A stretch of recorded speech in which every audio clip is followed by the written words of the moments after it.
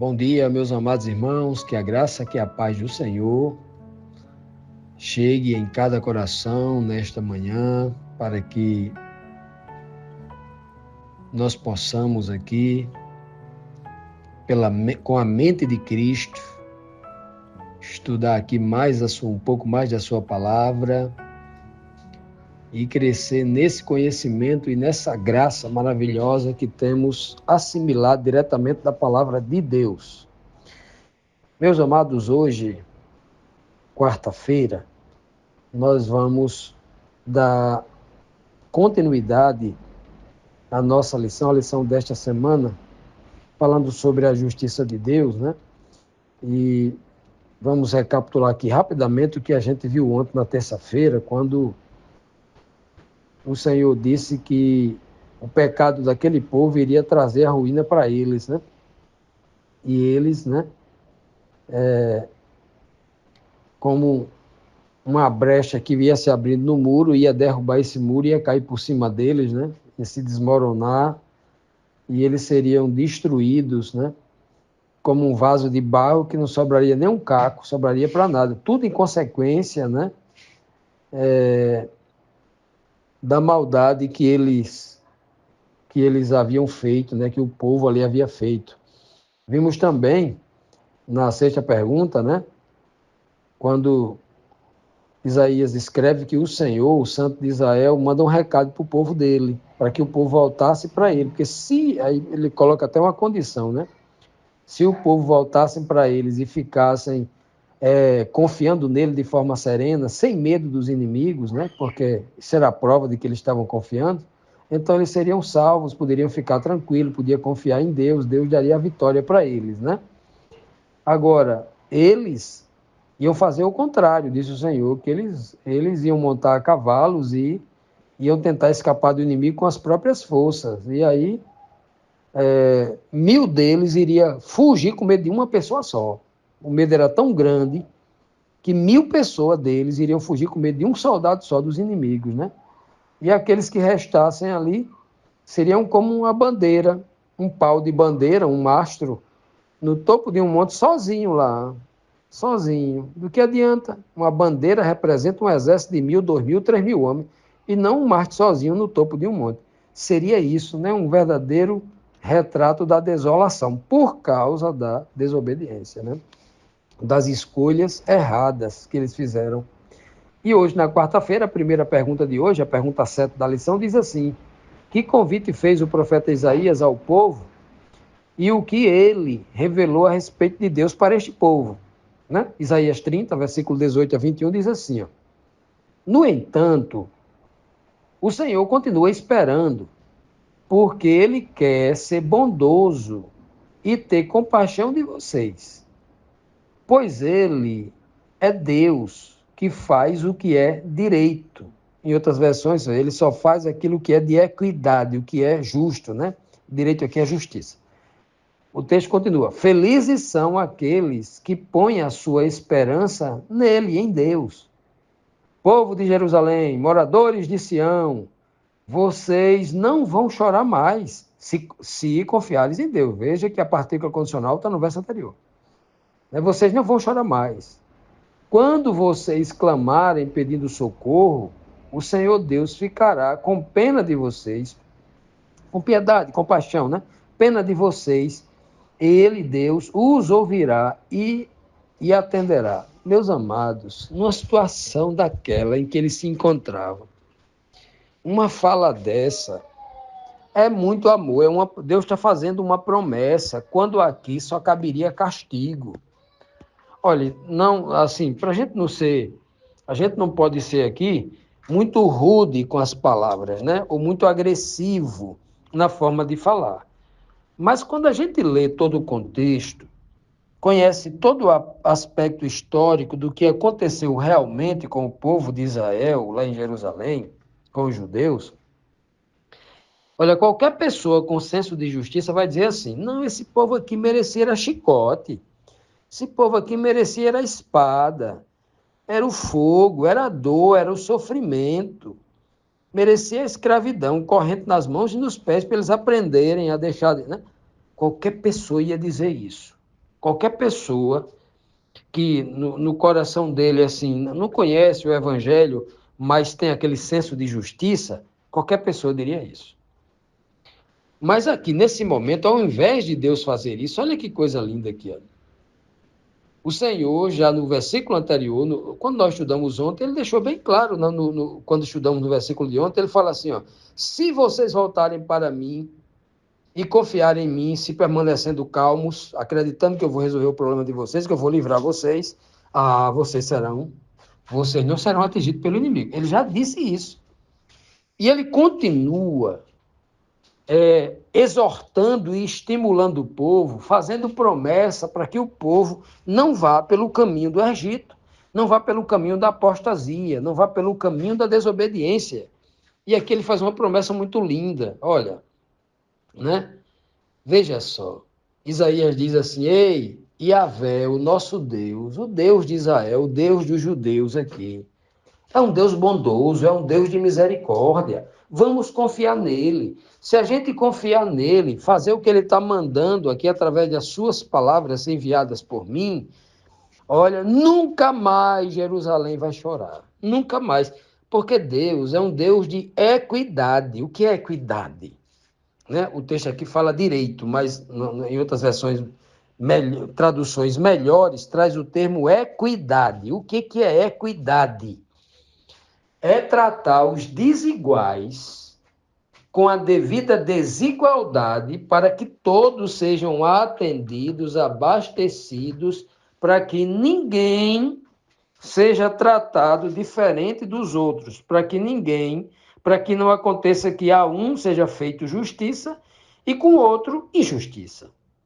Para que não haja acepção de pessoas, para que não haja diferenciação quanto à distribuição da bondade de Deus para com o povo. É uma coisa muito linda, a equidade. A equidade é assim. Você imagina que alguém está sem comer há 5 dias, morrendo de fome, já está desnutrido, o corpo já começou a se alimentar dos músculos da pessoa, né?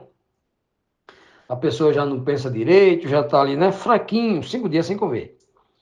E tem uma pessoa que está apenas há um dia sem comer e está acostumado a comer 3 vezes ao dia, então um dia sem comer já está com fome, né? E chega na sua casa.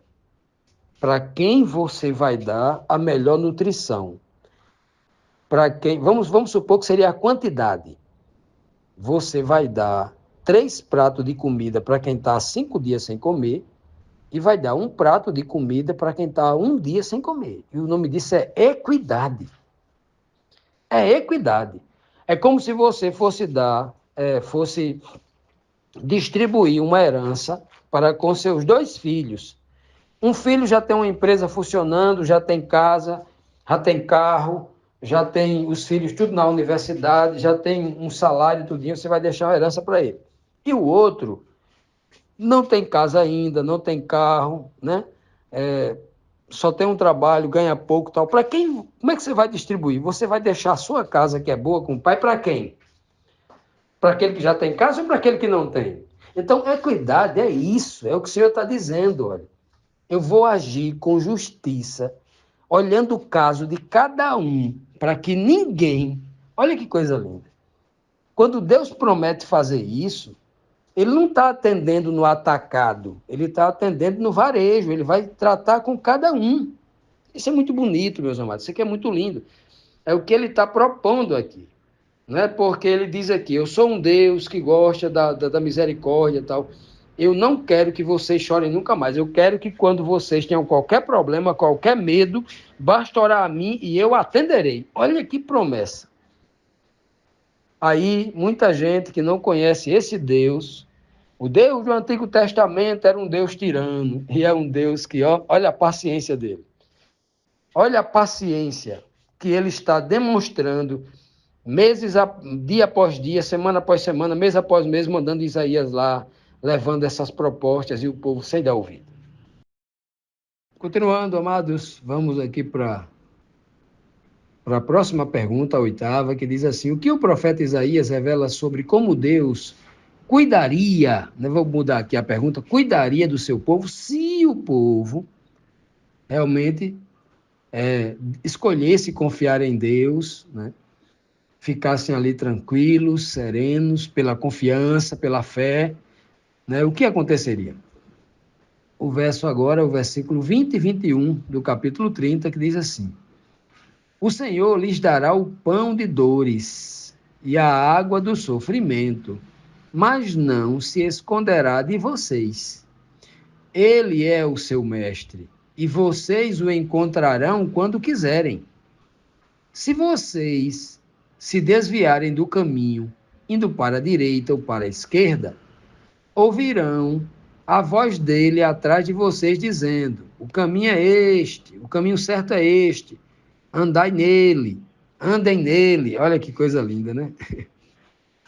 Que coisa linda. A proposta que o Senhor faz é muito bonita. Ele está dizendo assim: olha, pela maldade que vocês fizeram para com os vossos irmãos, a maldade que vocês fizeram para comigo e toda a maldade que o povo faz para com Deus, o povo mesmo recebe na própria pele, né? A doença, a desgraça e tal.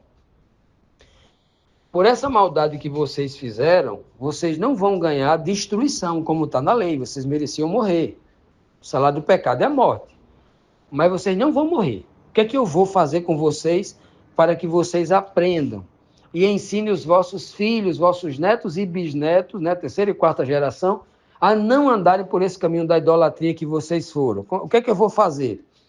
Eu vou, então, dar para vocês o pão das dores e a água do sofrimento. O que significa isso? Que vocês nunca passarão fome, vocês terão comida e água para o resto da vida. Vocês terão o alimento nunca faltará, vocês nunca passarão fome. Mas vocês adquirirão isso com muito trabalho. Porque quando vocês ganham muito e têm tempo para folgar, quando vocês sobram, ganham muito, né? Quando eu mandei muita bênção para vocês, que vocês precisavam só de 10 sacas de trigo por ano, e vocês colheram 100, vocês tiveram em abundância, a terra mandando leite e mel para vocês, e aí vocês passaram dias sem trabalhar, com riqueza acumulada, juntaram ouro e prata, aí foram visitar as outras nações, turistar, aí lá se amaziaram com a deusa Áshera, começaram a aprender e trocaram o Deus de vocês, o único que provê isso para vocês, por ilusões, por enganos das nações vizinhas. E se prostituíram com os seus deuses, com os seus ensinos. É por isso que eu estou dando agora para vocês o pão das dores e sofrimento e a água também da dor e do sofrimento. Estou dando isso para vocês, não é para castigar vocês, é para educação. Porque senão os filhos e os netos de vocês vão pelo mesmo caminho, experimentar a mesma servidão, o mesmo sofrimento. Então, é simples de entender isso aqui, né? Quantas pessoas escolhem errado, perdem tudo, mas agora encontra-se com Deus, conhece Cristo, né? Conhece Jesus Cristo, conhece o Evangelho, se converte agora com sabedoria, guiando-se pela palavra de Deus, reconstrói a sua família em segurança, a sua família, a sua casa, né?